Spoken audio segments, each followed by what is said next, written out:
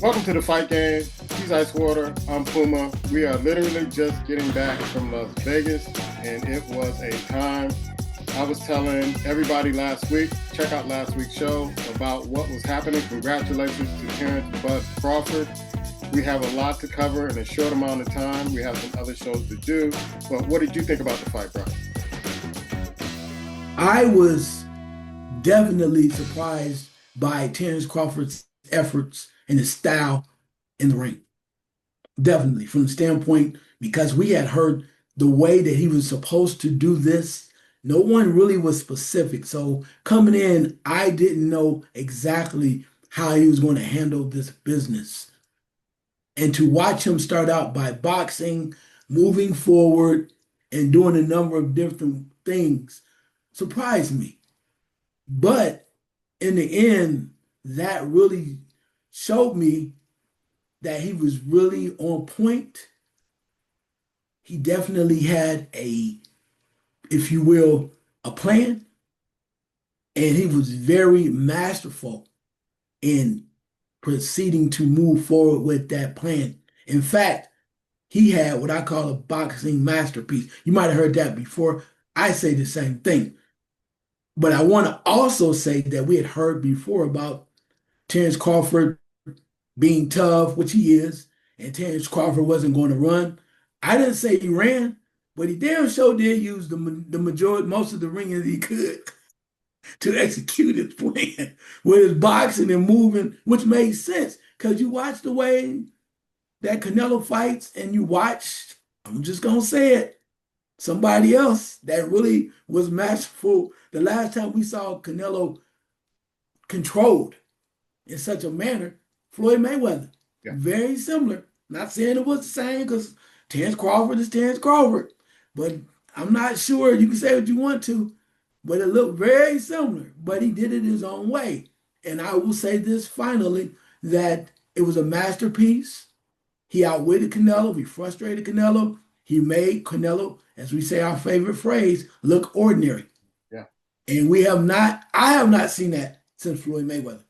And that alone, I have to give kudos to Terrence Crawford for that because it was masterful. It was surprising, but masterful. Please check out the show last week where we detailed what Crawford had to do to win this fight. And Roy Jones said it best. He had 6 ways to beat Canelo. Canelo only had one way. And Canelo couldn't make the adjustments, couldn't figure out. That's what he said in his postgame. Couldn't figure him out. Could not figure him out. Canelo had one way to beat him. But Terrence Crawford only used 3 ways. The speed and being first. He used the outboxing him, out finessing him, turning him when he needed to turn him, taking away Canelo's power when Canelo was trying to hit to the body, doing a lot of blocks. He was kind of trapping Canelo when Canelo was trying to, in the inside when they were on the inside. And he did go to the inside and fought him on the inside, gave him a little Philly shell, and was able to really get some good shots on him where you thought, okay, he's on the inside. Canelo's going to go, get some work in. And he wasn't able to because he was really kind of just blocking and trapping his punches, which I thought was masterful. But Teddy Atlas was the one that cracked me up the most when he said, it was like Canelo was going through a bad neighborhood and Crawford was just mugging him throughout going through that neighborhood. And I can't see it. And we're going to talk about this for a little bit. They had Canelo up or tied in the last 2 rounds. And I'm sitting there, and we're all watching the fight, bro. And I'm like, Canelo didn't get a round.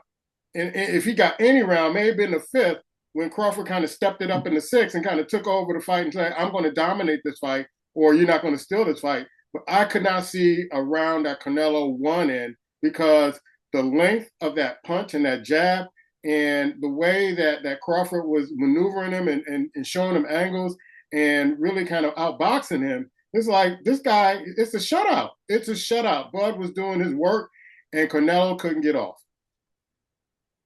No doubt, I will agree with the standpoint of what you said in regards to it was close to a shutout. I thought the first round was somewhat of questionable. You can go one way or another because of the action and we're filling each other out. But at the same time, to have it that close is something that makes you kind of scratch your head. And some people think, was it going to be on the fix? I will say this though, and I've always mentioned before, or somewhat I've mentioned before about the judges and what I think what they really want to see. And I think in this standpoint, we heard so much about what Crawford was going to do, how Crawford was going to man up and be stronger Mm-hmm. from that standpoint. And he boxed and he moved and he was in and out. He used the whole ring. He was masterful in his way. And I think that might have frustrated people because they wanted to see him, and even the judges, say what you want to. Some people have a bias. We talk about some old boxing matches that I won't mention that frustrate people how their guys lost. But I think that sometimes the judges come in with an opinion or a bias, if you will, as to what they want to see from a fighter.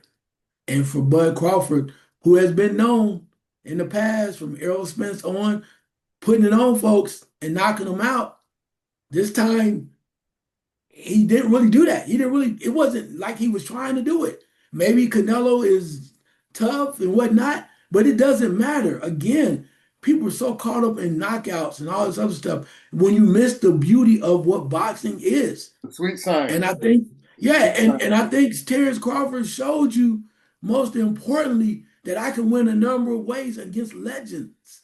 You missed what his legendary performance because they were expecting another style, what they had become accustomed to.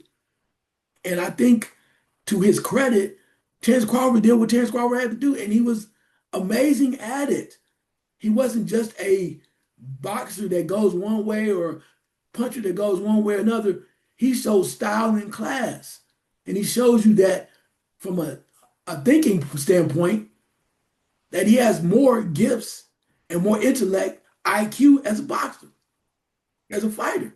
That goes a long way with that. And I think people miss that because they want to see Bud knock this out and they want to see Bud do. But sometimes he shows you, hey, the last guy that took this and made this dude look plain, take him out of his element, that's not a bad idea. And it might work for me. And not only that, I'm not saying I'm as great as that dude. Maybe I am in my own era.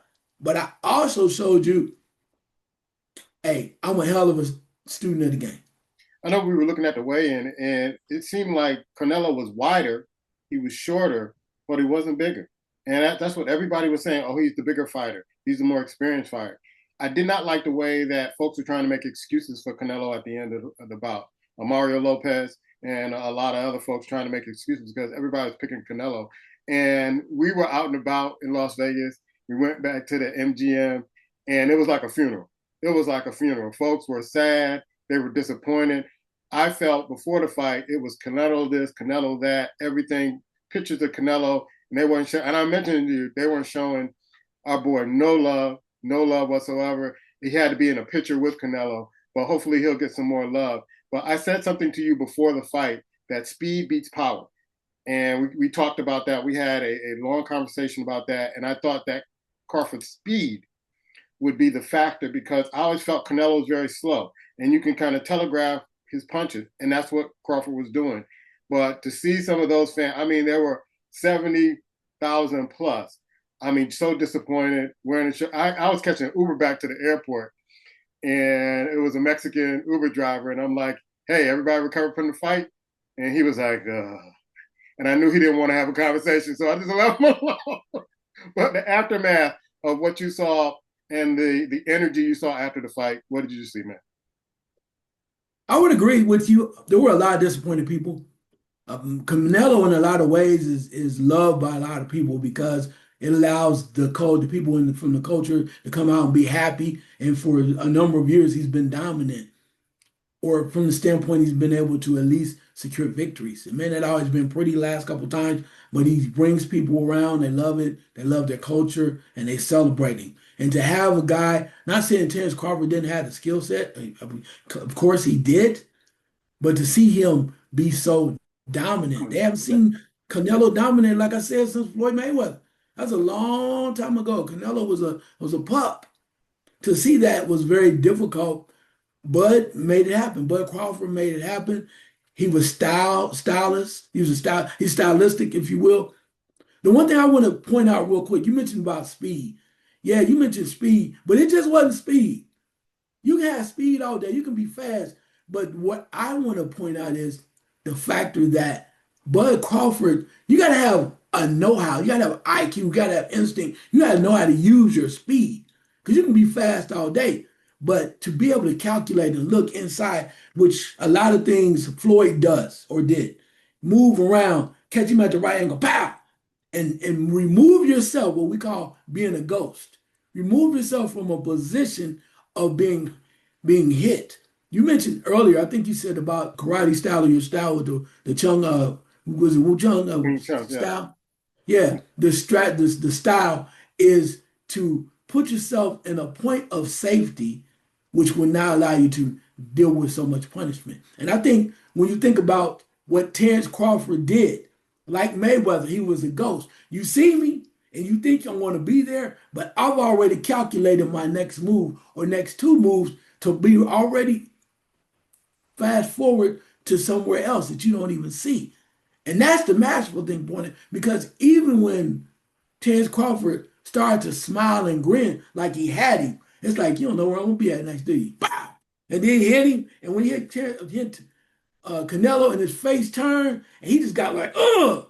You can see the frustration on his face. Terrence Crawford, like, yeah, I got him. That's what I want to point out. See, it's easy to say, oh, he dominated, whatever. But we miss, if you're a true boxing fan or somebody that really wants to become one, appreciate the frustration that Terrence Crawford provided to this legendary future Hall of Famer champion, the face of boxing. Appreciate that because we're so quick to go, oh, he beat him, this, that, and that. Look at what he did.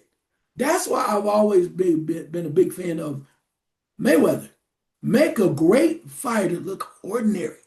Frustrate the hell out of him. Crawford did that. He deserves all the praise and kudos. And granted, I didn't pick him because I didn't know if he could.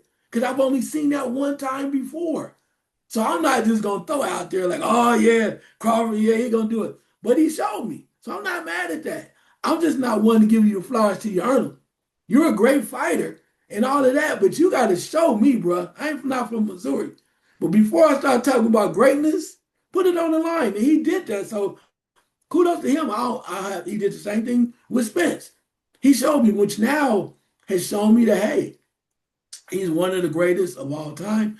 He's definitely perhaps one of the best in his generation at that time. So yeah, hey, I got nothing but love for him. I just wanted to see it, bro.